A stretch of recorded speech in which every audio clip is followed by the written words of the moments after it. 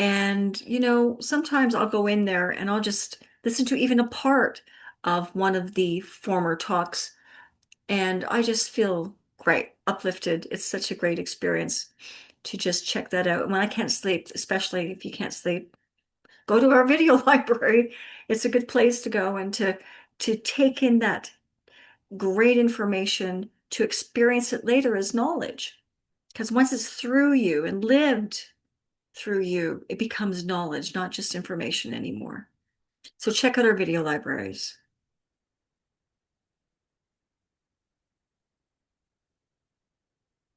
All right, so we have a guest speaker this week, and everybody knows Dr. Anne. And so I'm going to tell you a little bit about Anne. Anne is one of our resident licensed Unity teachers.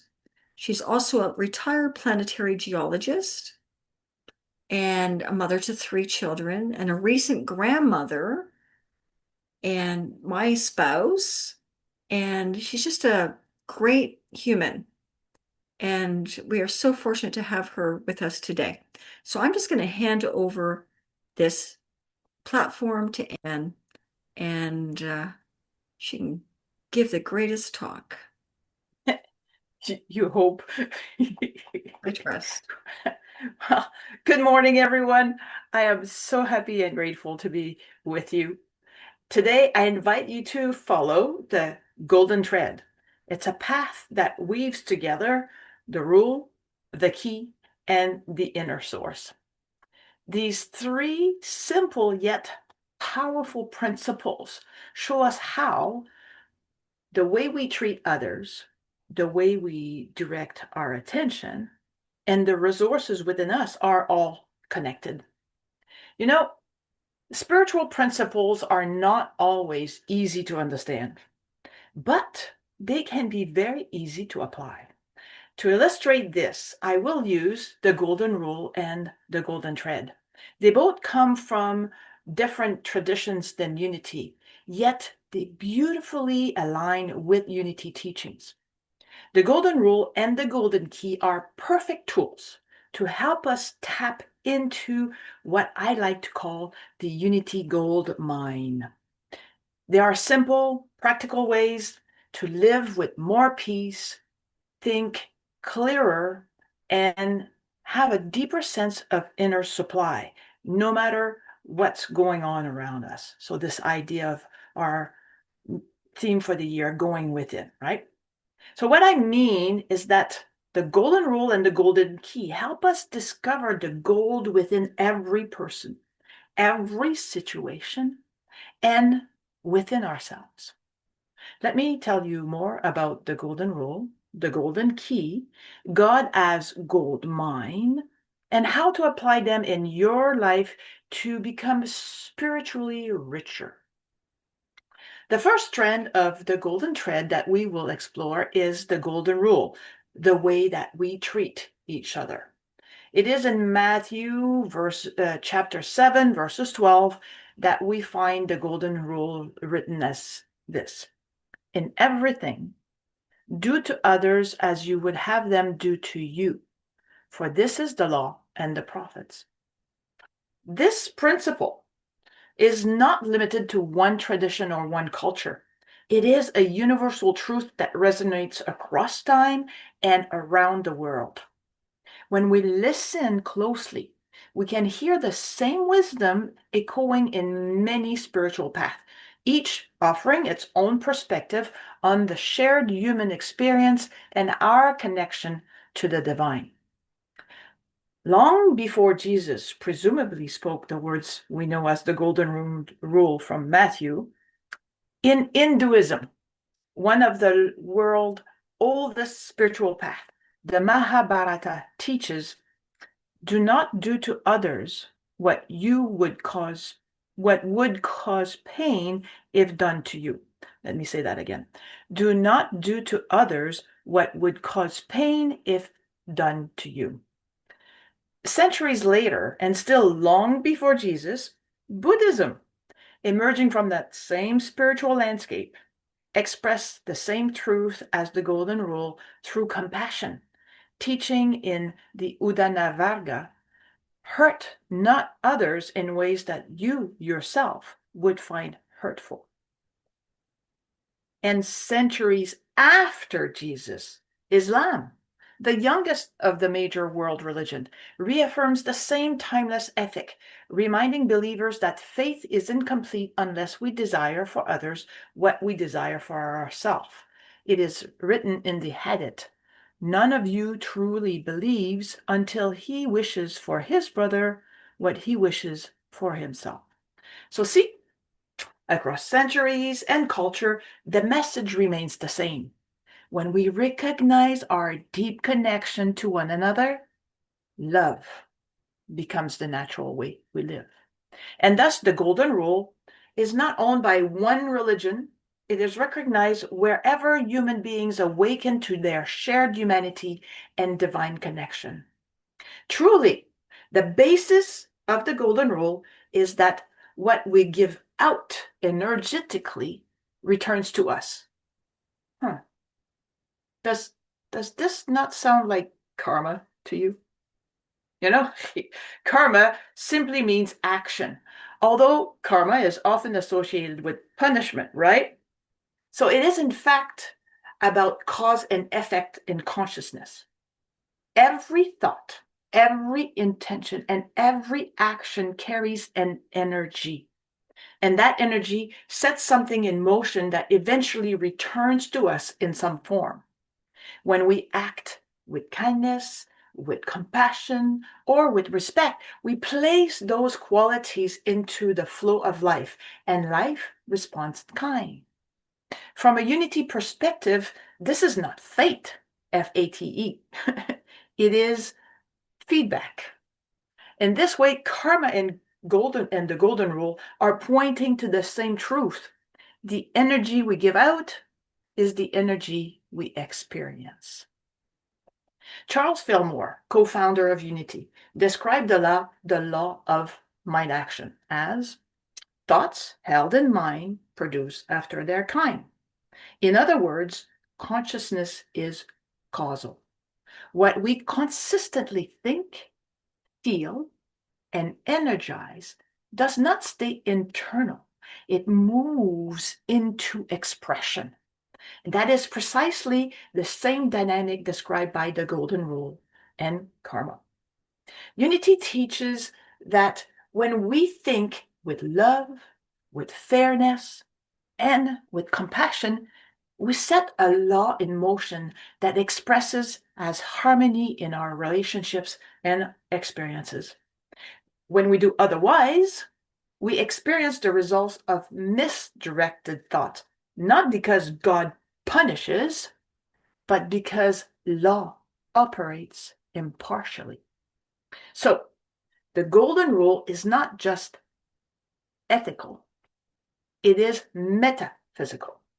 And using a unity lens, the Golden Rule expresses unity's view that how we treat others is how we reveal the Christ within. I invite you to reflect on this.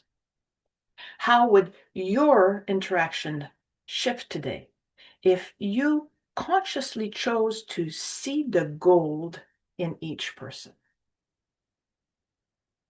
Going back to the law of mind action, what is especially important about it is that it is always redeemable. We are not trapped by past causes. The moment we change our thinking, we change the pattern moving forward. Let me say that again. The moment we change our thinking, we change the pattern moving forward. That's where the golden key fits beautifully. By turning our attention to God, we interrupt old mental causes and establish new ones. The second strand we will explore is the golden key. Both Charles and Merle Fillmore, co-founders of Unity, were highly influenced by the work of their contemporary Emmett Fox. It is first in a standalone essay, a pamphlet from 1931, that Emmett Fox described the essence of his golden key, stating, "Stop thinking about the difficulty whatever it is, and think about God instead. This does not mean denying reality. It means choosing which reality we energize. Decades after its initial publication, The Golden Key remains a powerful inspirational work with a profound message of truth. And you can get a free downloadable booklet version of it on through Unity Store. I will provide that link in the chat after the meditation.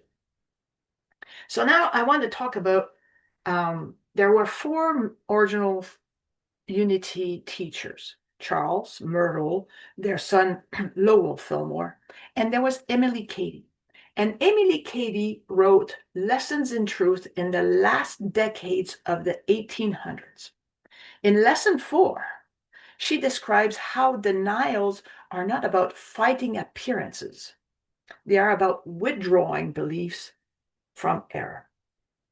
When we stop giving energy to error and return attention to truth, the appearance loses its power. That's what Emily Cady is telling us. This sounds like the essence of the Golden Key. So while Emmett Fox coined the term in Golden Key in the 1930s, the teachings itself is far older. And just as with the Golden Rule, when we look across spiritual traditions and centuries, we find the same inner movement taught again and again. When life feels difficult, we do not solve the problem by fixing our attention on the problem. We find peace and transformation by turning our attention to God, by going within. Ancient contemplative traditions taught turning the mind away from turmoil and into steady awareness of the divine.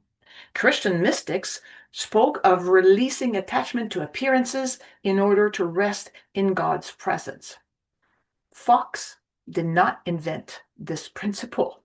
He distilled it. The Golden Key is simply a clear, practical way of expressing a timeless spiritual law. Where we place our attention, we place our life. In this book, Make Your Life Worthwhile, from 1942, Emmett Fox writes that what he calls the Golden Key is the realization of God is our salvation. When you realize the spiritual truth about any problem, you are lifting up the Christ in consciousness, and the healing follows. A year earlier in his book, Find and Use Your Inner Power, Emmett Fox writes that using the Golden Key takes only a moment, and it never fails. It never fails. I came across the Golden Key for the first time in my life during one of my courses in the Licensed Unity program. And that was only 2 years ago. So it was mentioned in the book, The Many Faces of Prayer by Thomas Shepard. What a practical tool is the Golden Key. You see, for years, I have been having trouble falling asleep and waking up multiple times at night for various reasons and unable to easily fall back asleep. You think about the monkey mind. I think I have multiple monkeys in my mind. So I got over the not being able to fall asleep, working this idea of, making a list, putting things aside and clearing my mind. I can fall asleep. But then I'd still wake up multiple times at night. So that day, after reading about the Golden Key, I wake up the first time and I think, okay, wait a minute. Stop thinking about stuff. Think about God. So I start saying, okay, God is in me. I am in God. Bang! I fell asleep.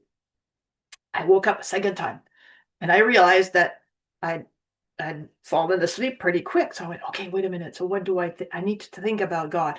Okay, the oneness is in everything and everywhere. How does that feel? Bang! Fell back asleep. I woke up a third time. I did it again. I fell back asleep. You know, it's amazing. You should try it. That's the golden key in action, not fixing the problem. Why am I waking up? But shifting the focus. I need to be asleep. Bang, I fall back asleep. So you see, it is all about the thoughts you hold in mind. When you notice that these thoughts are anxious or negative, you hold the key to turn them into peaceful and positive one by gently shifting your attention to divine ideas such as love, peace, wisdom, abundance, and life. You could do so by holding a simple statement such as, God is my source and my strength. The idea that God is our infinite supply for our highest good is woven throughout Unity's foundational teachings. Myrtle Fillmore expresses this truth with deep tenderness and assurance in her healing letters when she writes, Be still, be still, be still. God in the midst of you is substance. God in the midst of you is love. God in the midst of you is wisdom. Let not your thoughts be giving over to lack, but let wisdom fill them with the substance and faith of God. Let your heart be a center of love so sure and unfailing, love so irresistible and magnetic that it draws your supply to you from the great storehouse of the universe. Some of you may recognize these words. They are from Morning with Myrtle, Day 2. Myrtle reminds us that supply is not something we chase.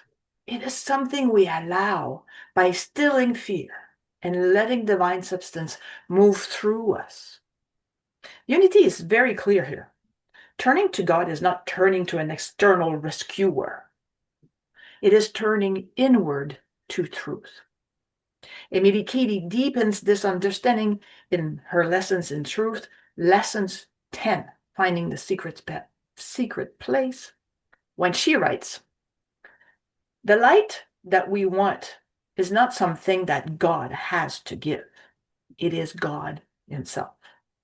God does not give us life or love as a thing. God is life and light and love. More of himself is in our consciousness then is what we all want. In other words, God does not dispense supply as a gift from afar. God is the supply, becoming visible as we become conscious of it. In lesson 1 of his book, Prosperity, Charles Fillmore describes this same idea using the language of spiritual substance. He teaches that what we are already immersed in is in a living, flowing, present stream in which we already live and move.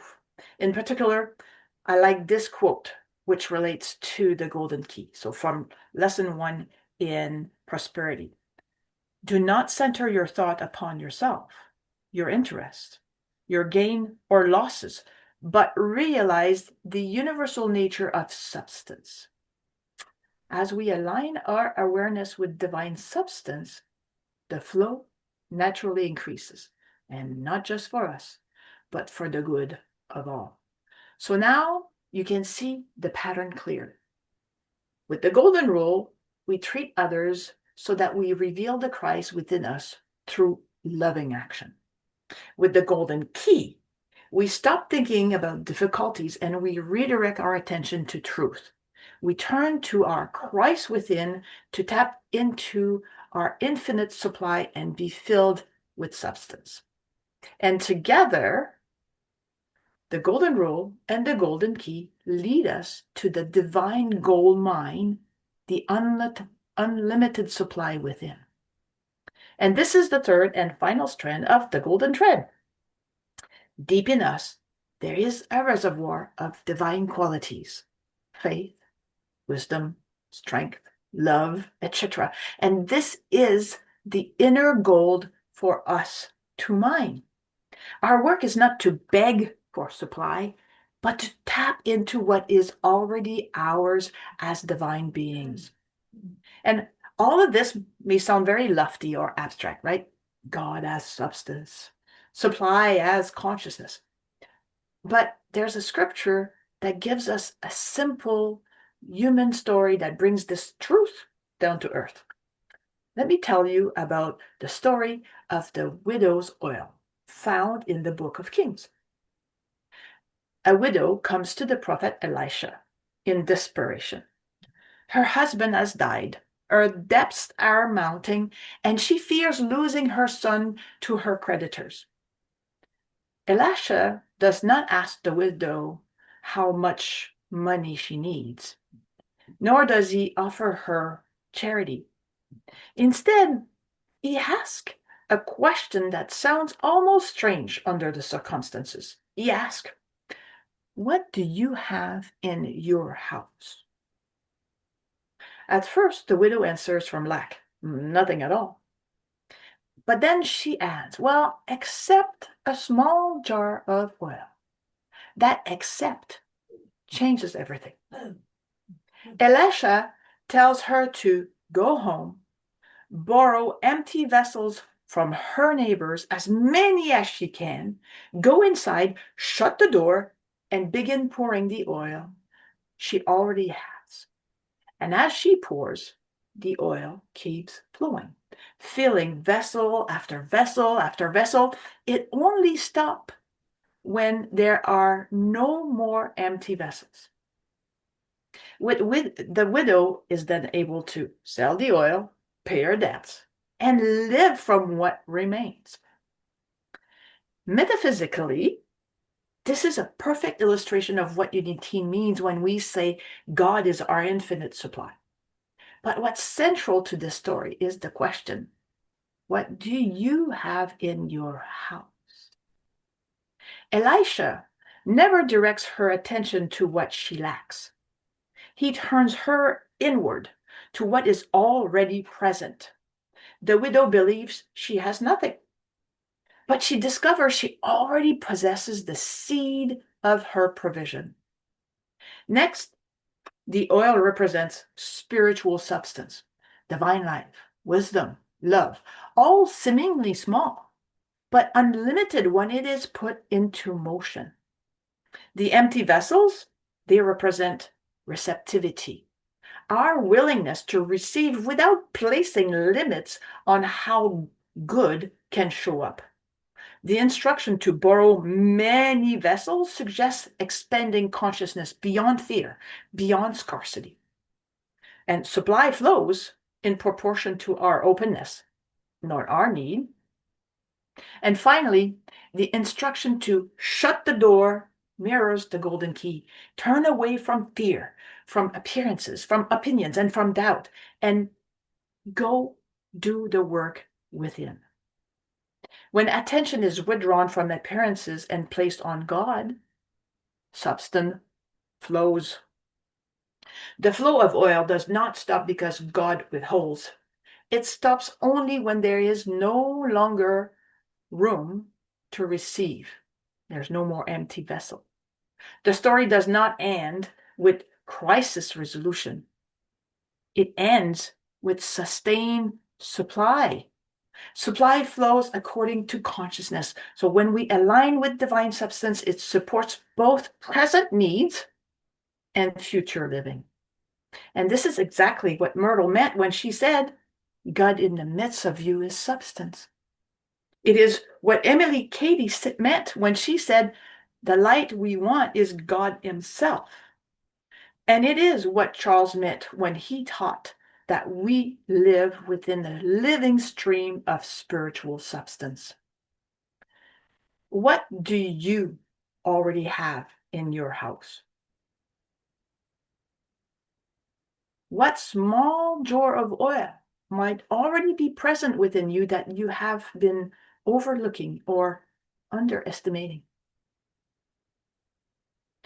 What empty vessel in your life is ready to receive if you were willing to trust the flow? To wrap up, See the golden rule as action, the golden key as thought, and the gold mine as being. Together, they describe a whole spiritual life. How I treat others is how I demonstrate the Christ. That's the action. That's the golden rule. Where I place my attention determines my experiences. That's my thoughts, the golden key. And living the truth that I know, which is the fifth principle of unity. It is claiming that I already contain the divine resources I need. That's being divine. That's hitting the gold mine. What I presented to you today is that we live at our best when we act with love, think with spiritual truth, and trust the divine richness within us. I encourage you to mine the gold in every situation this week. I invite you to simply do this three-part practice. First, practice the golden rule. Consciously look for the gold in every person you encounter. Before reacting, ask yourself, how would I want to be treated here?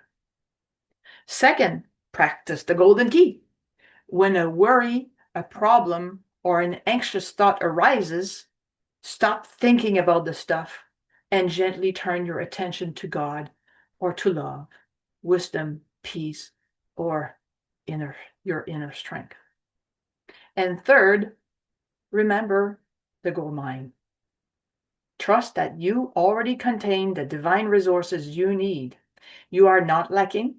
You are connected to an unlimited supply. May we act with love, think with truth, and trust the gold within us this week and always. Okay, so now let us take a moment to move inward. Allow yourself to become still. I invite you to gently close your eyes if that feels comfortable, and begin by bringing your awareness to your breath. With each inhale, feel life filling you. With each exhale, let go of tension, concern, or self-judgment. Breathe and let go. Notice the gentle rise and fall of your chest. Inhale and exhale. Let each breath bring you more fully into this moment. Now, as you breathe, let your body soften. Release any tensions in your shoulders, your jaw, your hands. Let it all melt into the presence of peace.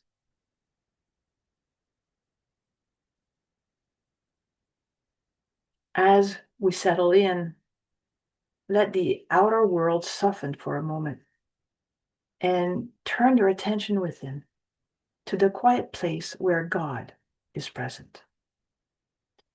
Unity teaches that God is substance, the very essence of life itself. So imagine now that deep within you is a rich divine reservoir, a living gold mine filled with faith, wisdom, love, strength, and peace. You do not need to create this gold. You do not need to earn it. It is already there because God is already there.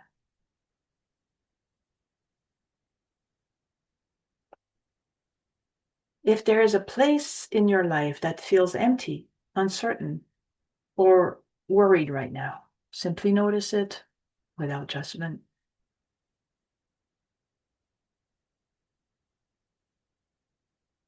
Now, imagine gently turning your attention away from the worry and towards the presence of God within you.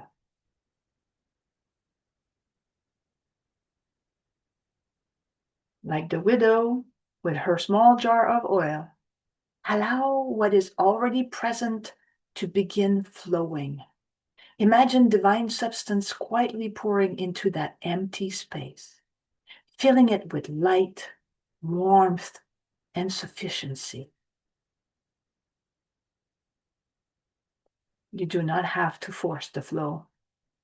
You only need to be willing to receive. Silently affirm with me, God in the midst of me is substance. God in the midst of me is my strength. God in the midst of me is my unfailing supply.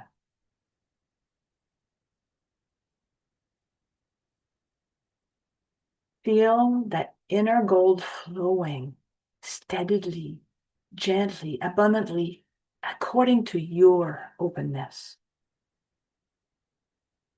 Rest for a moment in the awareness that you are connected to an unlimited source.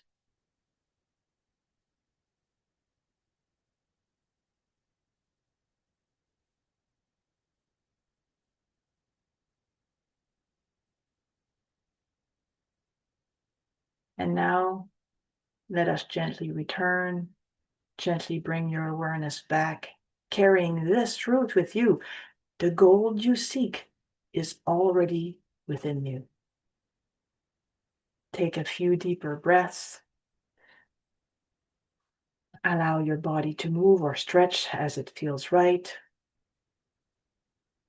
And when you are ready, slowly open your eyes, grounded, clear, ready to act from love, think from truth, and draw from the infinite supply within.